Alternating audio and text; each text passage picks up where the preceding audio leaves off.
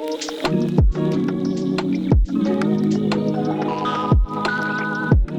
everybody, and welcome back to my limited podcast series on the 12 signs of the Zodiac and the construction of the Zodiac wheel by Axis.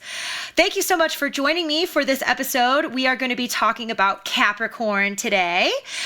So I will be going over everything that I've been going over in other episodes if you've been watching those as well. But if this is also your first one, we will be talking about foundational building blocks of rulership, as well as building the Zodiac wheel through axis and polarity as well, which includes deconstructing some of the gender biases that come with learning traditional astrology of viewing certain things as masculine versus feminine. We're deconstructing that, taking it into more of an engineering realm, which is really appropriate for me to plug right here in the beginning of Capricorn, because the 10th house and Capricorn and the Saturn rulership that we see here, this is really a big house of engineering for me. And also, I am personally connected very, very deeply to this axis the entire way through, starting at the other end of the axis with my personal Cancer moon placement, which I talked about on that episode. And then for this end of the axis, I actually have a Capricorn ascendant and a little stellium that straddles that ascendant, including a first house Capricorn Saturn. So that's rulership as well. And then my generational Uranus and Neptune Capricorn, that a lot of millennials have, those signs fell in my 12th house, just to kind of give people that little tid about my personal energy is very, very steeped in Capricorn. And a lot of the first energy that anybody really even gets from me ends up being Capricorn energy, because your ascendant is always the energy that you project out and away towards other people. And it's the first energy that they really receive from you. It's also like the beginning of your story and the moment that you were born and all of that, which I also talked about back in the first episode with Aries and the definition of the ascendant and everything. But this is personally mine. So what we're going to be going over are really these building blocks of foundational knowledge and the construction of the Zodiac wheel, and understanding when you get to the sign, you want to learn the house first, what all of those rulerships are, and the spectrum of frequency of definitions in the labeling system of the house first. And then we're going to stack the planetary rulership on top of that. Then we stack the element rulership on top of that. And then we stack the mode on top of that. And then we take a look at the symbol, because learning the things in this particular order help you really deconstruct this vast system of knowledge that we know as astrology, that we really can also feel is very, very daunting in order for us to learn it. So I haven't really been mentioning this in every single episode of like my background and why I do things the way that I do things, but I am a second generation astrologer. My mother is a professional astrologer, and she's also a sound healer as well. So she also has, the sound healing is based in quantum physics and the fact that we are made mostly out of water, which is something that I touched upon on this axis in the episode of talking about the Cancer rulership with the moon and everything like that. So that is also still rooted over here in this end of the axis with the 10th house and Capricorn. And really Saturn is actually the grounding energy for the moon and for lunar energy as well. So then I'll also be talking about, the duality of these signs, and mainstream and pop astrology tending to really kind of pigeonhole, especially personality traits, and seeing certain personality traits for each sign of the zodiac as just a straight up weakness rather than a strength, and that everything that we take a look at is really steeped in duality, and that there is everything just is. Nothing is really positive or negative. Anything that we view as a strength, we can find additional information and flip it over and see how it can become a weakness. And anything that we view as a weakness, we can flip it over and really see how it can become a strength as well. So let's dive into it. We are doing Capricorn today, but let me also, sorry, before we dive into it, just kidding, I have to talk about my outfit. I almost forgot, because I'm wearing a different outfit for each sign of the zodiac that is in theme. So what am I wearing today? I'm wearing, in case you're not watching this on video, on YouTube or on Spotify or anything where you can watch this with video, I have on a very, very stiff upper lip kind of librarian look today. It is a gray dress that is long sleeved with a high turtleneck as well. And if I stood up, you would see that it's basically like a pencil skirt that goes all the way down to my knees. And I also put on tights with it as well. I will be posting all of these outfits on my social media platforms for everybody to see after all these episodes are out and everything's out in the world.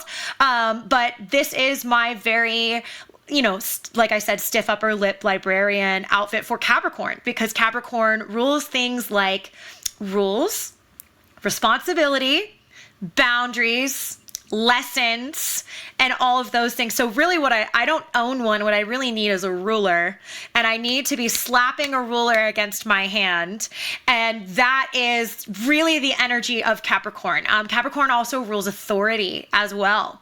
So that is why I went with this outfit. Just very much seems like, hi, I'm your authority figure for the day with this outfit. So anyway, now we can dive into it with our building blocks and our foundation of learning the 12 signs of the zodiac through the construction of the zodiac wheel, but learning them through axis and polarity. We are starting with the house, okay? So we started with the other end of the axis. We started with the 4th house and with Cancer, and automatically ending up on the other end of that axis is the 10th house and Capricorn. So what does the 10th house rule? The 10th house is the house of public image and also public perception, because back on the other end of the axis with the 4th house, it's primarily the house of home, but also privacy, like private energy, the private life within the home that you don't necessarily want to show other people. So then based in polarity on the other end of the axis, we end up with the public perception, the public view, public energy in the 10th house. This is also known as a house of career, because it is also the house of what you go out and do in the world, like what the world sees you doing, and then their public perception that they get from you watching you do whatever it is you do.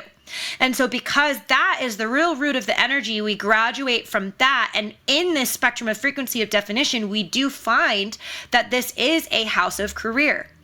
It's also the house of authority figures as well. It's also the house of fatherhood. So we also get that this is the house of patriarchy. And when we look at that, we also see that this is a house of very, very large systems. So a lot of this is very, very intangible. And whenever we really look at this half of the zodiac wheel that is rooted in these other lower houses, it's the things that become more intangible and conceptual, and it becomes very, very high frequency as well. So even when I'm just talking about the overall construction of the zodiac wheel, which will have its own episode, I just kind of want to point that out here, that the first half of the zodiac wheel is the earth plane energy, and it's a lot more tangible. So that's easy to see on this axis, where the other end of the axis of the 4th house being the home, that's a very, very tangible place that we can physically interact with and physically see down here on this earth plane. But then when we graduate to the other end of the axis with Capricorn in the 10th house, and we take a look at these things of public image, public perception, career, authority, things like that,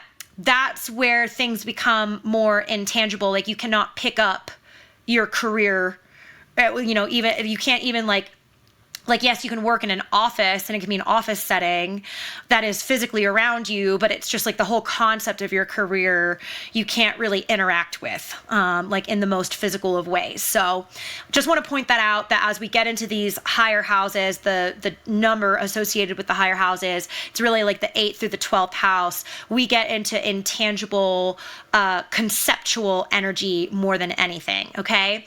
So this is also the house of, lessons, boundaries, responsibility, burdens, all of these things, because when you it's also the house of discipline. So when you look at how all of these things are connected, you can't have a career, you can't do well in your career, you can't advance in your career, if we're looking at this as a house of career, if you haven't learned a bunch of lessons, become smarter, and also taken on more responsibility, which is also a burden, taking on the burden of responsibility. That's a whole phrase, right? And also become an authority figure in what you're doing that's even how you get promoted. Like that's how you advance or climb a ladder in your career, is that you have become an authority figure. But also that takes us even into management, managers, general managers, project managers, these job titles that we have where we put the word manager on it.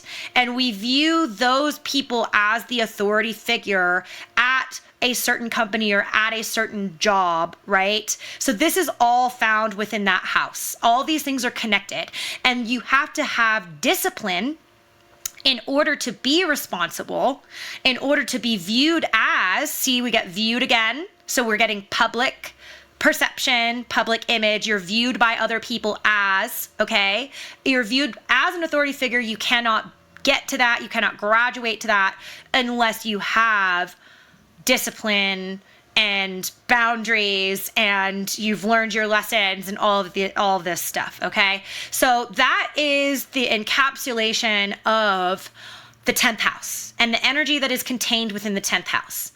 And the reason that we want to learn the house first as the first building block with these signs of the zodiac is because whatever the rulerships of the house are, meaning the energetic definition and the spectrum of frequency in that house, does not change. It does not change based on personal birth chart, okay? So whatever birth chart you are looking at and you want clues about career, but also public perception, how other people are going to perceive you, like in your personal birth chart, you're going to hone in on the 10th house. You may not have placements there. It may be an empty 10th house, but an empty house is still a clue and importance because whatever sign of the zodiac rules that house, takes up the vast majority of the energy in that house, that is your clue for your personal energy of things that can also define and be tied to and associated with your career. So if you have, let's just pull out a random example, a Pisces ruled 10th house. Well, you can be involved in very, very creative endeavors in your career. You could do very well with those things because Pisces is a very creative sign. It's the sign of fairy tales and fantasy. So a lot of them tend to be writers and things like that. But it's also dreams and delusions and things.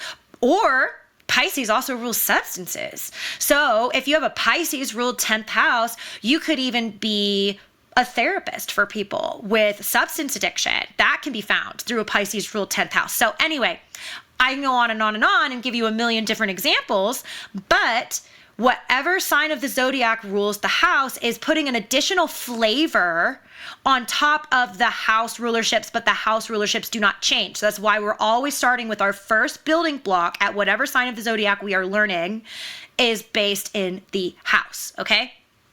So after we understand the house and we know what the spectrum of frequency is of the definition of all of these rulerships and it's contained within the house, what do we add on top of the house rulership?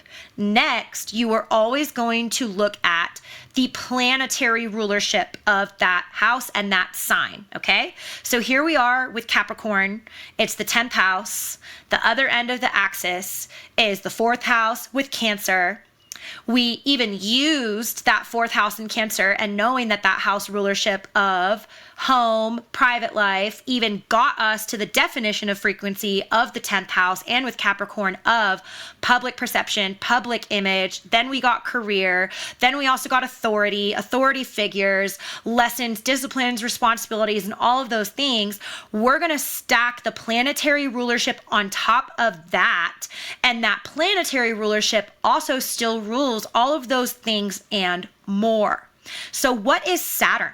as far as the planet, right?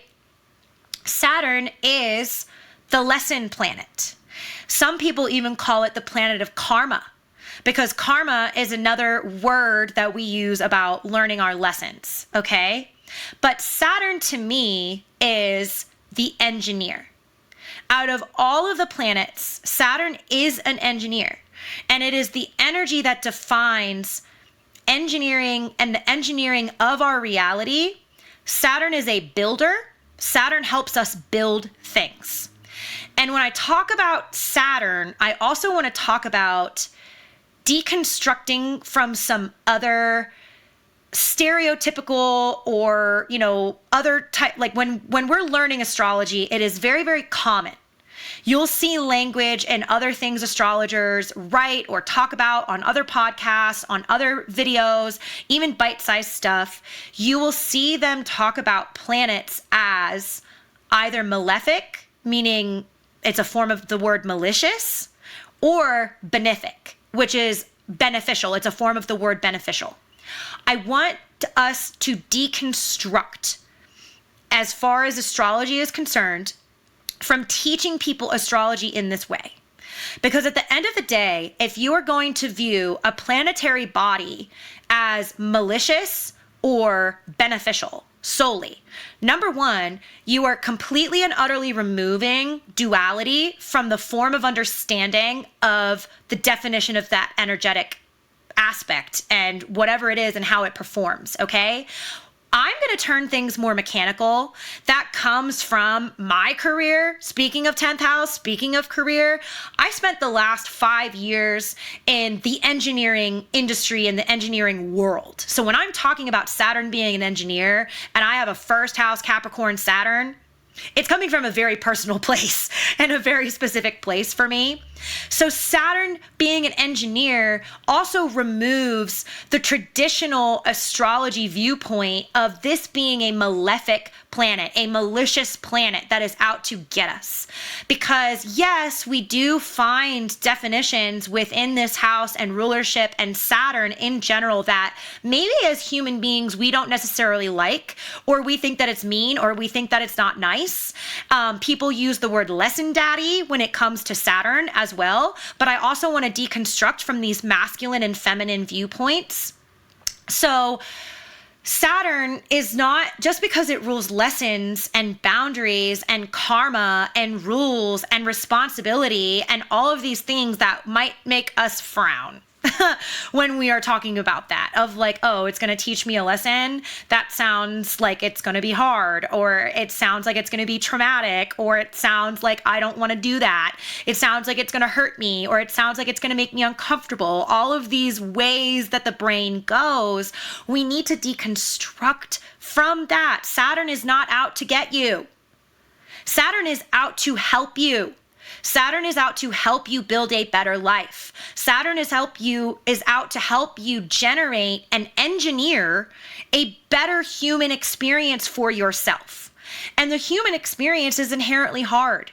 I call it a game on expert level hard mode that you can't change the setting.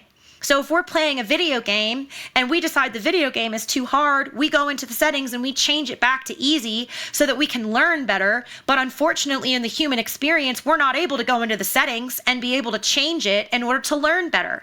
So Saturn comes along with that knowledge and knowing that this is already hard and I need to help people be able to navigate their human experience and generate and engineer a better, more fulfilling reality for themselves.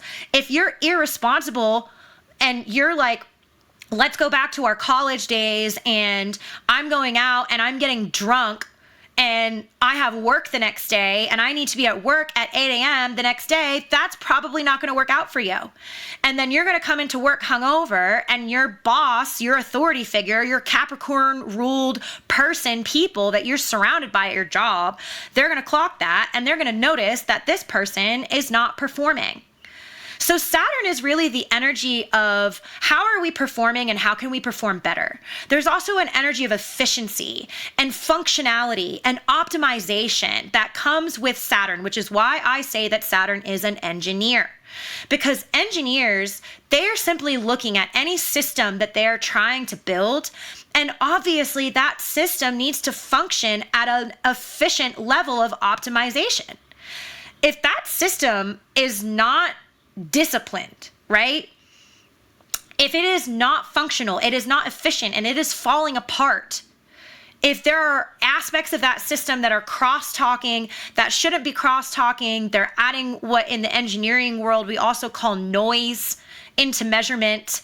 If there is noise in measurement, it skews the accuracy, and you're not able to even take or read the proper measurement that you need to take in order to test this system that you're building, because there's noise in it. And then because your measurements have noise in them and the measurements are not accurate, then the entire system that you are building is suddenly not as functional in a sense of optimization that it could be, okay? And that's just Saturn. This is also where we get that Saturn rules time. So Saturn in Roman mythology is like father time, like as a mythological figure, okay? And like Saturn is the timekeeper and the task master. I want you to imagine a clock. When you imagine Saturn, I want you to, an old school clock, not a digital clock. Let me make that clear, okay? I want you to imagine like, Big Ben in London, and it's like this massive, huge clock that has been around for hundreds and hundreds and hundreds of years, and it is telling time accurately. The time is not incorrect. When the clock strikes midnight, it actually is midnight. And it has functioned for so many years. And if you open up Big Ben, and if you look at that thing and you see all of these gears and moving parts, that's Saturn, okay? And if any one of those gears becomes messed up, clogged, different, doesn't fit into the next gear the way that it's supposed to fit into the next gear, everything gets screwed up, right? Everything gets messed up, and now all of a sudden, the time isn't even accurate and the time is not being kept right, okay? So this is where you're getting these energetic assignments of lessons, rules, responsibility, boundaries, and all of these things, is because if one gear is not adhering to the proper boundaries and crosses a boundary with another gear, the entire system falls apart and the entire clock does not function, okay? So when we take that viewpoint, is Saturn out to get us? Is it a malefic planet? Is it mean? No, it's not. You're just a baby. It's not. You're literally just, you just don't like it, okay? So take these things out of your astrological vocabulary. Planets are not malefic. They are not malicious. They are not out to get you. They are not benefic. They are not beneficial. They are not out to help you. All energy is a tool, all energy is a gift, and either you understand how that energy mechanically performs and functions efficiently to give you the optimization in your human experience that you are looking for, or you don't, and then you make yourself a victim out of it, and you decide that you don't like it because you're trying to make yourself feel better. That's what's really going on here, okay? So back to our building blocks. So this is the 10th house, this is Capricorn. Public image, public perception, how other people perceive you, but also it is the house of engineering, functionality, optimization, systems, large systems. So then we can really run with that because we've got cultural systems, which is then taking us back to public image and public perception and public view. Because what is culture? Culture is us being surrounded by a bunch of other people acting a certain way, meaning they are a cog in a system. They are a cog in a machine. We are all a cog in the machine and system of society. So this is also the house of society, culture, the systems of those things. This is where you get patriarchy, misogyny, religion, all of these things that govern. This is where you get the government. This is also the house of government because that's a big system with a lot of moving parts. All of these things don't function and they fall apart if any cog of the machine is not functioning the way that it is supposed to function. So then this is where you also get that this is the house of boundaries, rules, and lessons, is because take it even just a culture and that system, if you cross a line, you cross a boundary, within culture. And let's say that we're using religion within the culture and patriarchy as the example, and a woman is supposed to be seen and not heard according to that system, and she crosses a boundary speaking her mind and being outspoken. She's a cog in the machine that is not functioning the way that the system wants her to function, and they try to change her. Okay? That's this house. That's this area of the zodiac. That's what Capricorn is. And then we put our planetary rulership on top of that, and we got that it's Saturn. We're deconstructing from Saturn being a villain in astrology. We're deconstructing from the ancient viewpoints, the old or postmodern viewpoints of astrology, teaching everybody that these planets are personified, because that means a planet has intention, and it doesn't. It's literally just a spinning rock in outer space. It has no intention when it comes to you and your life, and you're not going to be a baby about things being hard, even though Saturn helps come along to teach you how to create a better reality for yourself, because Saturn is the engineer. And Saturn is going to help you engineer a better reality for yourself. And in order to do that, you need to not be irresponsible. You need to become an authority of your own life and your own power as well. So Saturn comes along to help you do that. This is where we get karma of learning your lessons. This is where we get Saturn as the timekeeper. Okay? So then after we stack the planetary rulership, what we're going to do is we're going to stack the elemental rulership on top of the planetary rulership. So what element is Capricorn? It's Earth. So as an Earth sign, this is also a projective house. And how do we know that this is also a projective house? We go back to our root of the axis, learning through axis. We're learning through polarity.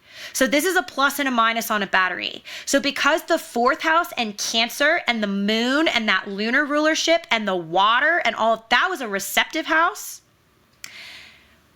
the other end of the axis is automatically projective. And so this is also where you're going to take away, there's ancient astrology or like traditional astrology is sometimes teaching people that, hi, this is my cat Noodle.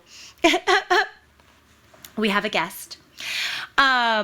So traditional astrology can sometimes teach people that all water signs are feminine and all earth signs are feminine, and that all air signs and fire signs are masculine, and I'm going to deconstruct you guys from that as well. We're going to take that out of it, and we are doing things through polarity, which is always by axis. So one sign is a minus, which is the receptive, which is the direction of energy. This is mechanical. So because Cancer in the fourth house was the receptive house, meaning it's the minus on the battery and it's the energy is flowing towards you, the other end of the axis, meaning this one that we're talking about now, the 10th house in Capricorn, is projective, okay? And so as an element with Earth, you also want to induce that direction, that mechanical direction of energy into your understanding of everything, all of the rulerships of Capricorn, 10th house, Saturn, and the Earth element, okay?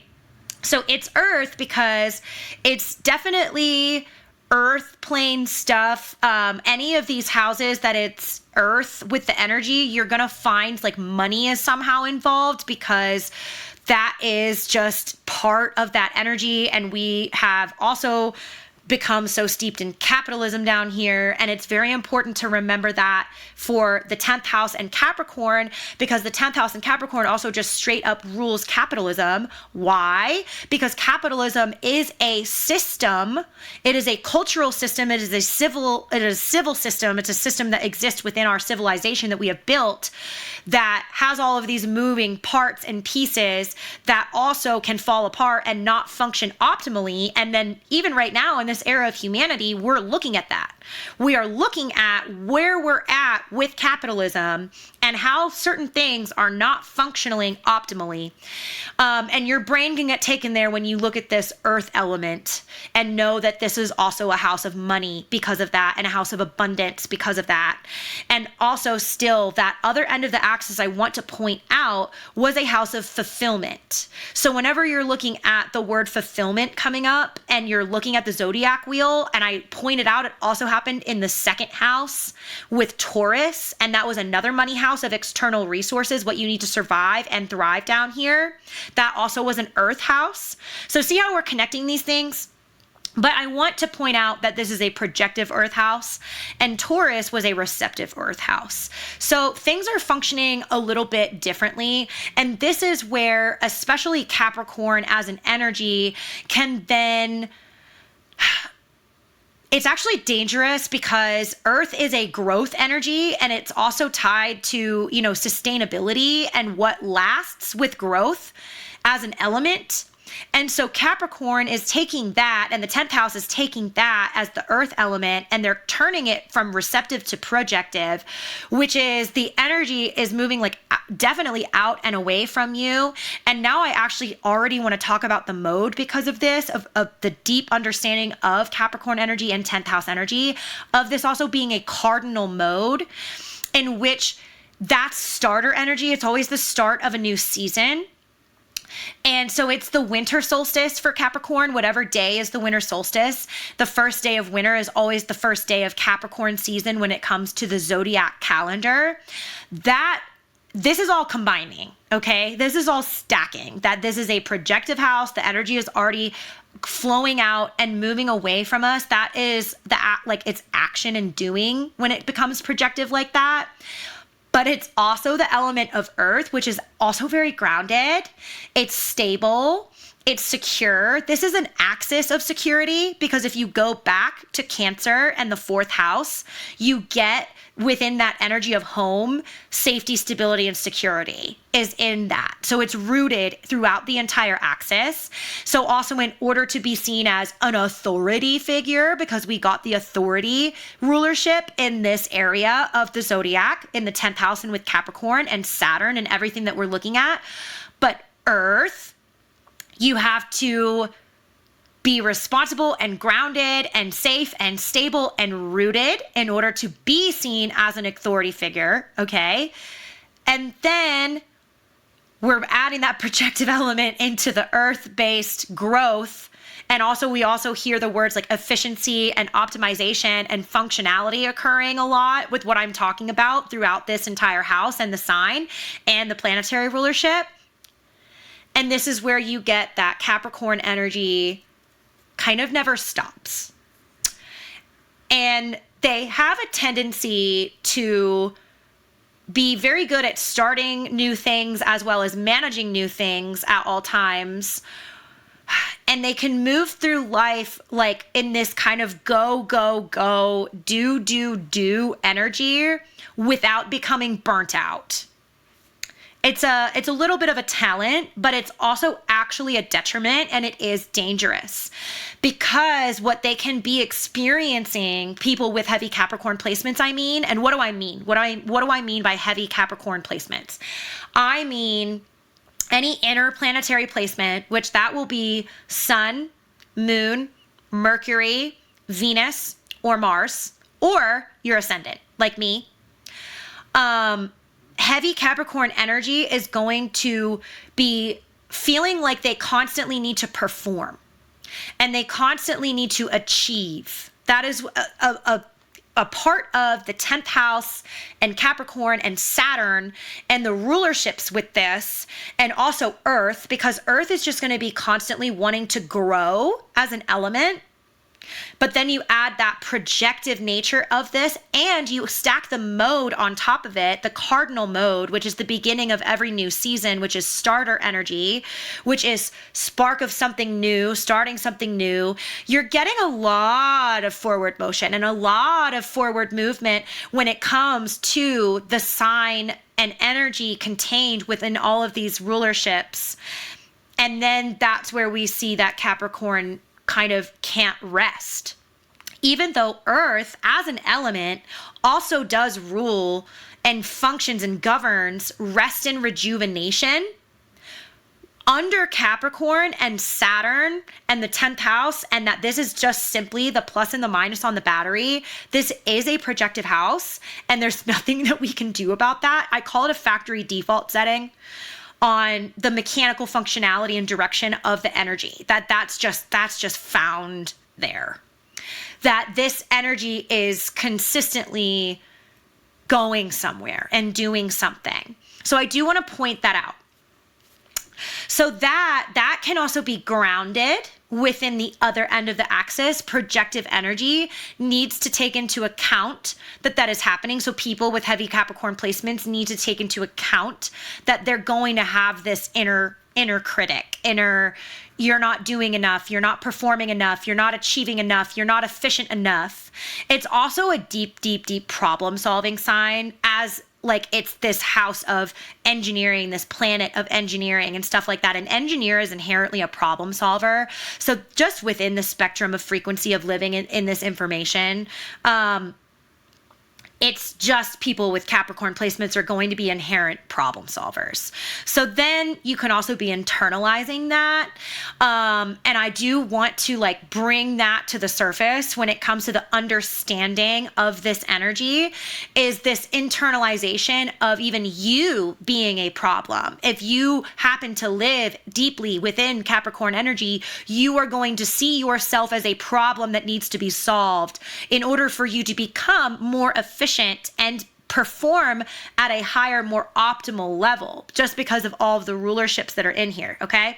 So I just kind of want to pull those things out while we're looking at these building blocks, and that you need to kind of ground in the other end of the axis. So you have to ground in Cancer, 4th house, receptivity, lunar energy, that kind of thing, in order to make sure that, because it's going to be actually very difficult for Capricorn energy to even know that they've gone into detriment, because all they're going to want to do is perform, achieve, solve a problem, engineering, efficiency, this, that, and the third. So it's actually very difficult for Capricorn energy to know when they're going into detriment, know that they're becoming ungrounded, just because of this elemental earth rulership that kind of automatically helps them be grounded in a lot of ways. So it's kind of the illusion of being grounded, even though they're actually not, and they don't realize that they're not grounded. You can stop, slow down, rest, rejuvenate. Also, that takes place in the home. That means you're not going out. You're not out in public. You're not being perceived by the public. You're becoming private. The energy needs to go internal. The energy needs to become protected and go private in order to even clock that this is even happening to you as well. So that's even where Capricorn energy can gain a level of self-awareness that can go into detriment very, very easily.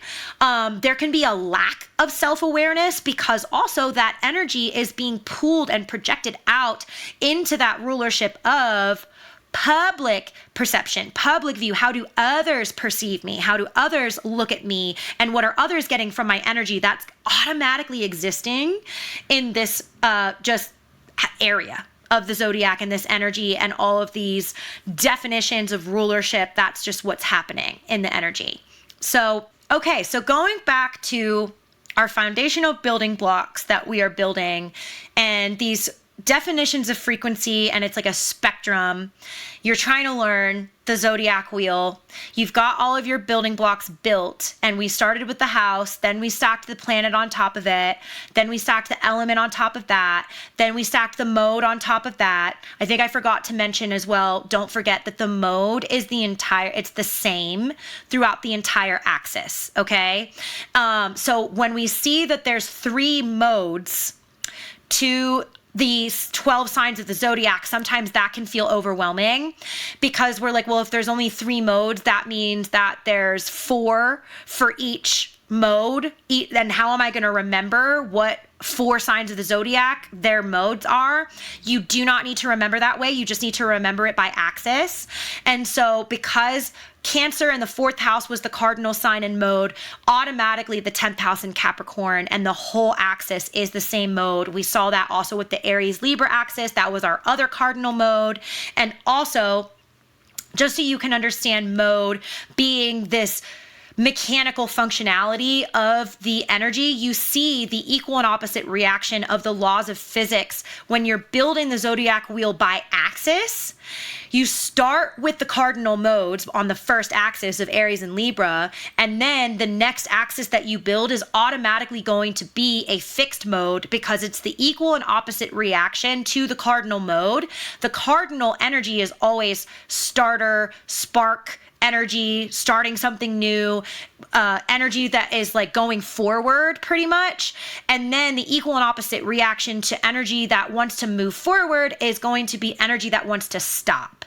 So your next axis is always a fixed mode. That was the Taurus Scorpio axis when we're building in order.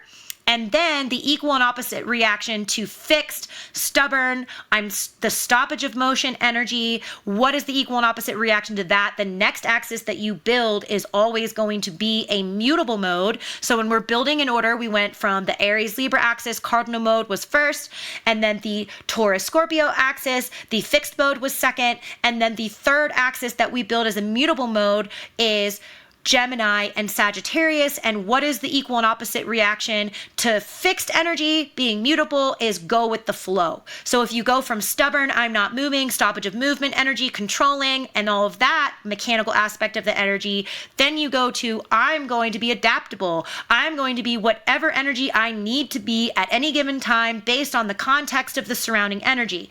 And then you're actually going to start all over again because building in order, the next axis that we build is the Cancer Capricorn axis, and this is a cardinal mode. It is the start of new seasons. Again, the Cancer is always the start of the summer solstice, and the Capricorn is always the start of the winter solstice. So then you're done.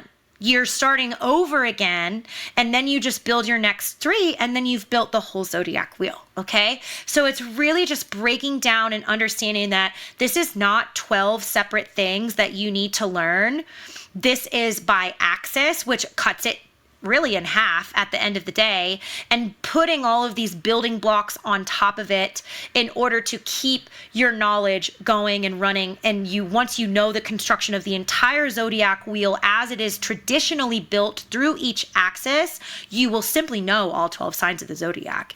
You will know all of the houses and what those houses rule. And you will know that it doesn't matter if it's your birth chart or somebody else's birth chart, those house rulerships don't change. And you're looking at that flavor of energy simply getting ruled by another sign of the zodiac and all of that. So this is how we're building everything this way and why we're learning this way. And the last thing that we learn is the symbol.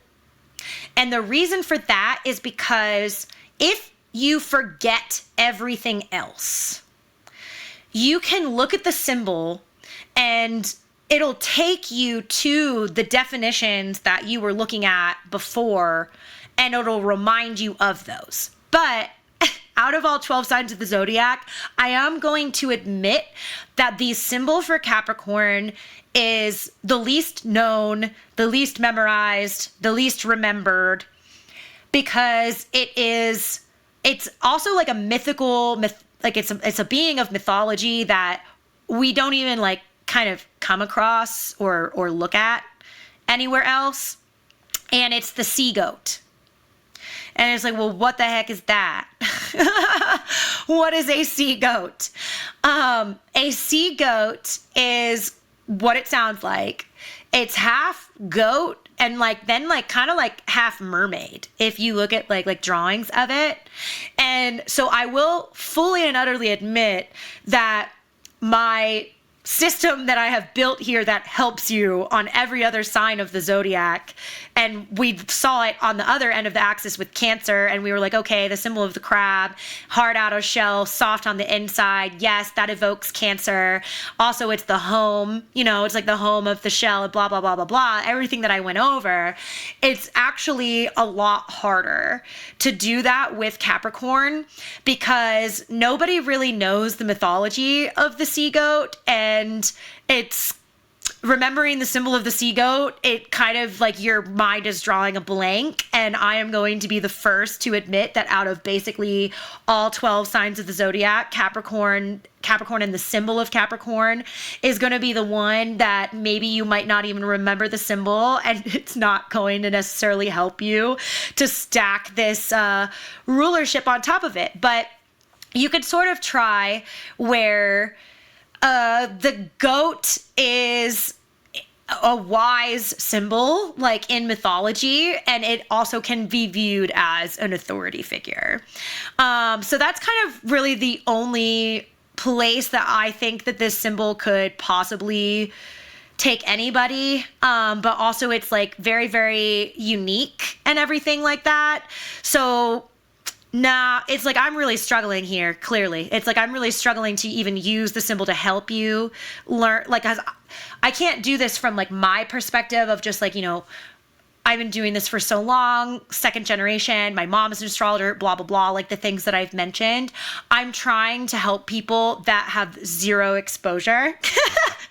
Zero exposure to astrology, zero exposure to mythology, and that you can be able to use the symbol. So I'm actually going to fall on the sword here, and I'm going to say that the system that I have built with all of these building blocks to help you learn everything, this is the one where you're going to actually have to take some time to go learn the actual myth of the sea goat, the Roman mythology attached with all of this. And then you will connect the dots and you will see that there is like kind of like this father energy that you get out of this authority of figure energy that you get out of it, and all of that. And it's like, it's going to evoke the patriarchy and systems and things like that. But it is one where you're not going to be able to just look at the image on a piece of paper and get there, because unfortunately we're just not into these things anymore in the way that we used to be into these things. So I'm going to kind of skip it, because everything that I want to do with this limited podcast series is really to help you learn, especially if you are feeling like you're forgetting. So I think that the way that I was going over all of the other aspects of the rulership is actually more helpful in this case for the 10th house and Capricorn and Saturn and all of these other things. The way that I was explaining all of that was going a lot better. So yeah, falling on the sword, this particular one, the symbol cannot do what the other symbols were doing for us. If you do take the time to listen to all of the other episodes and you see what I did with the symbol, you're going to be like, okay, yeah, no, that like definitely worked. But if you're somehow finding this and this is your first episode, I deeply apologize that, talking about systems, there's always some kind of an outlier. And so it's actually funny as I say all of this, as I admit this and fall on the sword and say that we're not getting that final building block of the symbol the way that I want you to, the way that you did with all of the other signs of the zodiac. That's actually very Capricorn and very 10th house and very Saturn. And from like an engineering perspective, there's usually always one thing that is an outlier about the system that you are dealing with that is what we call like the problem child or the struggle bus aspect, and it like makes no sense and you're just trying to make it make sense type of thing. And sometimes you also just have to let it go and you have to let it be whatever it is, like as the outlier from an engineering perspective in the system that you're building, and just understand that it exists as it is, and it might not fall in line the way that you want it to fall in line, but that the system itself can also still work and still function while having that outlier. So actually, there you go. I just found a way to make the symbol make sense for when you're like forgot everything else and you're like, oh, what's the symbol of Capricorn? It's the sea goat. What the heck? I don't know what the heck that is. What an outlier. Well, actually, that still works. So there we go. We've made our arrival. So I'm coming up towards the part where I want to talk about mainstream pop astrology and like the viewpoints and like stereotypes that they tend to have or teach or espouse. I did it a little bit through like Saturn and like the planetary rulership of this, but now I want to take it to like just Capricorn and like the stuff where you find things like written about Capricorn, or I mean, this is even like how we make funny videos, like making fun of the stereotypes of the energy. And that I do want to help people deconstruct from these kinds of things as well, of, you know, seeing certain signs of the zodiac as villains or as problems or things like that. You even get this of like, if you ever dive into tarot, Capricorn is a really, really good one to bring up. The tarot card association is the devil card. And that even when people are learning tarot, they need to deconstruct from what they view as the devil, like in their mind, in order to even read tarot or understand tarot at the deepest possible or highest possible level, like however you want to put it. We see these associations through the signs of the zodiac that are stereotypes of putting the energy into the box of being a bit of a villain. And we do see that with Capricorn.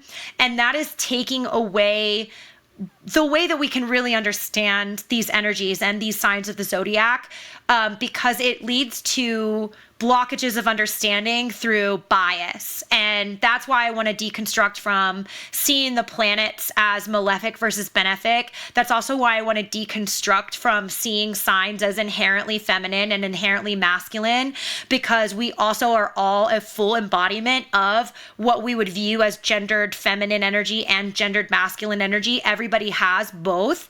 And so turning it mechanical and turning it receptive versus projective through the axis and learning by polarity also helps you deconstruct from that. So now I also want to deconstruct from viewing these signs through stereotypical means of either villainizing it, or you can also change that word to like weakness or detriment, and that stereotypes tell us that certain personality traits of Capricorn are strictly a weakness or bad, or when we even come across one, we don't want to be friends with them, or what, oh no, you're a Capricorn, or like whatever it is. I want to deconstruct from that, because duality is really the understanding that nothing is really good or bad. Nothing is really positive or negative. Nothing is really right or wrong. Everything actually just is. And whatever our perspective is that we are choosing to hold of seeing something as positive versus negative, good versus bad, strength versus weakness, if we see it as a weakness, we can find and seek additional information and flip that perspective over on its head and also view it as a strength. Okay, so where do we get like some of the villain energy of Capricorn and Capricorn people even comes from my outfit of like, I decided to dress as this very stiff upper lip, either librarian or teacher or manager, authority figure, however you want to see it. And I said that I needed a ruler to be slapping in my hand. Okay, so there's a little bit of that villain energy of the mean teacher and like the teacher that you don't like. And when people meet people with heavy Capricorn energy and they have these stereotypes in their viewpoint and they're like, oh no, you're a Capricorn. The way that we can see some of that as a strength is, again, like we need authority. We need authority figures, because we do need the teacher. We do need the manager, we need the project manager, we need those figures in society, taking it back to that this is a sign that rules society and culture and these large systems and everything, in order to, people can teach both negatively or positively, but the fact of the matter of the human experience and the way that the brain is wired is that the brain is hardwired to focus on the negative more than it is focused on the positive. I actually recently, I ran across a new study that was really interesting, that the brain remembers an insult for up to 30 years, but it only remembers a compliment for like 3 days, if that. And that is really found in Capricorn energy. And I want to take it back to like problem solving is really found here, because remember, Saturn is the engineer, and we are all the engineer of our own reality, but we're also interacting with other people, because this is the house of public image and public perception. So people with heavy Capricorn energy also tend to be easily noticed by others because they project out. It is a projective energy, projective sign, but it's that spectrum definition of frequency of how others perceive you and perceive them. So it's also an energy that easily gets attention from others. People tend to teach negatively in a more efficient way. When we come across people that we decide, I don't want to be like that, I don't want to be like them, we tend to like take that lesson and run with it, like, and keep it easier, rather than somebody presenting to us in a way in which we like that, and we want to emulate that, and we want to be with them, like we want to be like them, right? That takes like a lot more time even in order for us to like figure out like how we want to emulate somebody and how we can do that. So that I want to point out is like really heavy, and people with Capricorn placements, heavy Capricorn placements, those interplanetary placements or the ascendant or something like that. It's like, are they really the villain? Are they really the villain in people's story? Or are we simply just living within a human experience that is scientifically defined as the brain learns better through negativity? And we can't even solve a problem unless we know what the problem is. So the positive aspect, because I'm doing things of flipping things onto its head, of the brain even being hardwired to the negative, or that we learn easier or more efficiently or faster, or however we want to put it, through these negative experiences, the positive aspect of that, of the brain focusing on the negative, is that that's where our adaptability and ingenuity and genius really comes from, even as a species as a whole. Because we have to solve all of these problems in order to still continue to be this master race of civilization in the animal kingdom, and in the face of everyone and everything else, that humans are at the top of the food chain. But not only are we at the top of the food chain, we've invented all of this stuff, and we have all this technology, and we're going to space, and like we're doing all this stuff that like other animals just like simply haven't done or aren't doing. You really find that in Capricorn energy. Capricorn energy is inherently the sign of the zodiac that is the, well, not inherently, because Virgo is too once we get there, but it's problem solving. And therefore, that I think is where we're getting this stereotype of Capricorn being a bit of a villain, is because they're also the ones illuminating what the problem is for people to notice. And sometimes people don't like that either. If we're all just a mirror, if everybody meeting each other is a mirror to each other, and the Capricorn energy is the problem solving energy and the engineer energy and the engineer of your own world and your own life and your own reality, well, you have to be able to solve problems in order to build better, right? We're talking about building. Saturn is the builder. Capricorn is the builder. These systems, these cogs in the machine that need to function properly, not cross their boundaries, and not make the entire system fall apart. So we have to know what the problems are at all times in order for the system to ever function optimally. And that means that Capricorn energy is inherently holding up a mirror to other people to show them what their problems are. And people don't like that. They don't like they just want to go through life thinking that they're amazing and perfect a lot of the time. And so that's a big shadow side of this energy that I do want to point out. So anyway, that's my soapbox on a few things that we deconstructed from in this episode, of Saturn being viewed as a malefic planet. You know, it's not malicious. It's not out to get you. Don't be a baby. You know, yes, some of the things that it's associated with are hard, and you simply don't like them because as a human, you want things to be easy, but things are not easy in the human experience. And we're just trying to all have a better, more fulfilling experience. So you see it throughout the whole thing with all of the building blocks, whether it's the house, the planetary rulership, the sign of the zodiac, the element, absolutely everything. I'm coming to the end of my time. So hopefully this has helped you understand Capricorn energy at a better, deeper level, and helped deconstruct from some of the blockages that can come into the mind without understanding this in the best possible, most efficient way, because here we are talking about efficiency in this section of the zodiac. So if you guys want to connect with me on any of my social media platforms, I am very easy to find. I am the same name absolutely everywhere. It's Brie Rhiannon. It's Brie like the cheese, Brie, Rhiannon like the Fleetwood Mac song, Rhiannon. You can also find my website is literally just BrieRhiannon.com. I am most active on Facebook and Threads.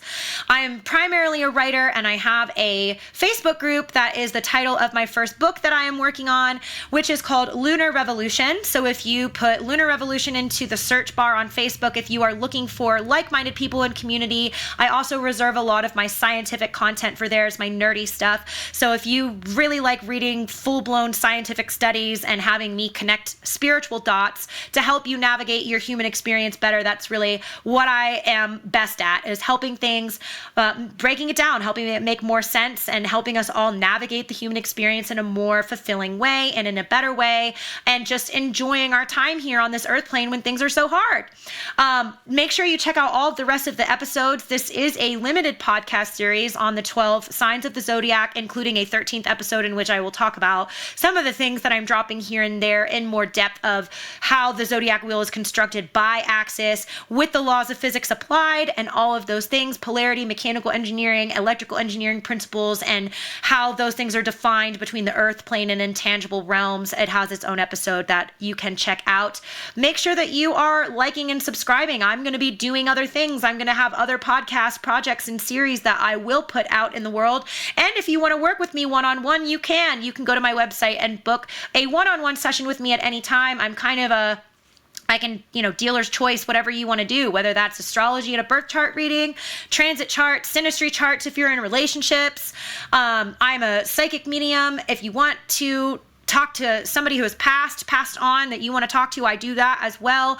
I can work with you one-on-one, help you learn all of this, help you do psychic development, develop your own psychic abilities. We talked about that a lot more in the Cancer episode.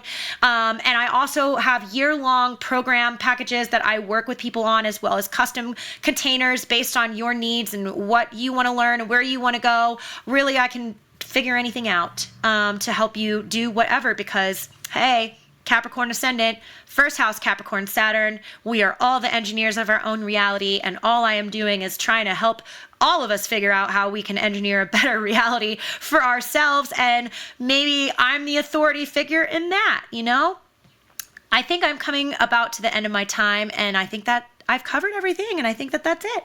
So I hope that you have enjoyed this. I hope that this has helped you understand not just Capricorn energy, but if you're checking out the other episodes and learning the Zodiac wheel and the 12 signs of the Zodiac and learning astrology this way, hopefully this has helped you with the applications of science, understanding things through the lens of the spectrum of definition of frequency and energetic assignments and a labeling system, and that you can also become the engineer of your own reality and navigate your human experience in a more fulfilling way by having these be your tools that you can pick up on your own by yourself.